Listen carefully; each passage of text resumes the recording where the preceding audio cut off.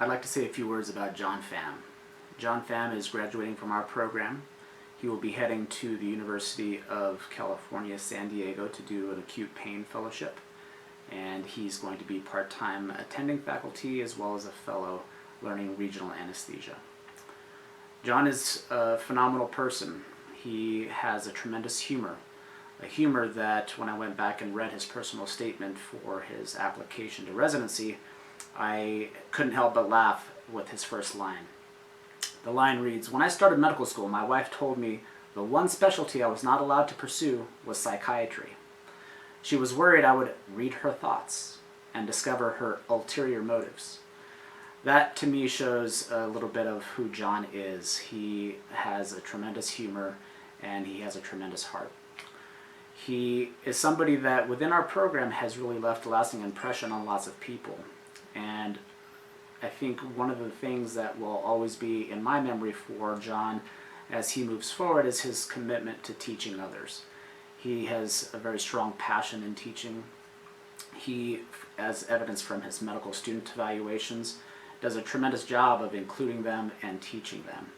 Of all the people that are graduating this year, if you were to look at the substance of what medical students write about their residents that they work with, John clearly has more content in those evaluations. I mean, these medical students are writing paragraphs about his teaching and what he's done to bring them into the education in the operating room.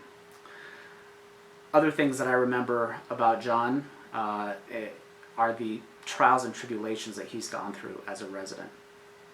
Every single person has ups and downs during training as well as after training, and I think John has had his fair share of ups and downs.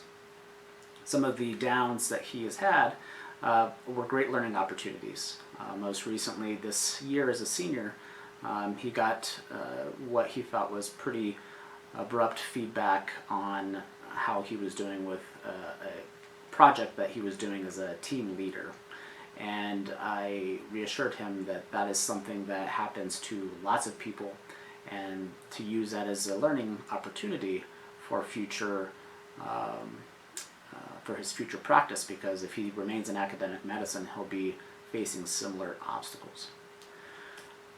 John is somebody that came to us from the University of Utah. He got a degree in biology. He went to the University of Colorado for medical school, and he was a great student at University of Colorado. He cares about his colleagues, he cares about the community. He volunteered as a big brother and as some other positions with animal sheltering, and so he has a very good heart and he really cares about his family.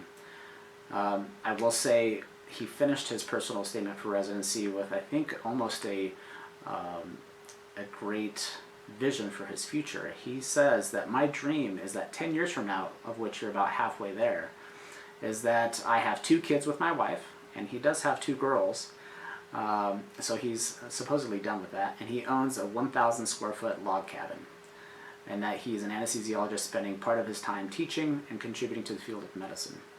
I think that he is well on his way to doing those things. And I want to leave you, John, with one last thing. My first memory of you as a program director was at our retreat up in Keystone for our wellness retreat. And everybody's kind of hanging out, everybody is socializing, and you look around and you say, "Where's John?" Well, John turns out that he went fishing. And as he comes back with what he had caught fishing, he had this huge smile on his face. He was super excited about the prospects of catching a fish, but you can tell that he was very pleased with just his time spent in that process. John, you're a tremendous person. I think you have a bright future in teaching. Follow your passions, stay committed. I wish you all the best. Take care.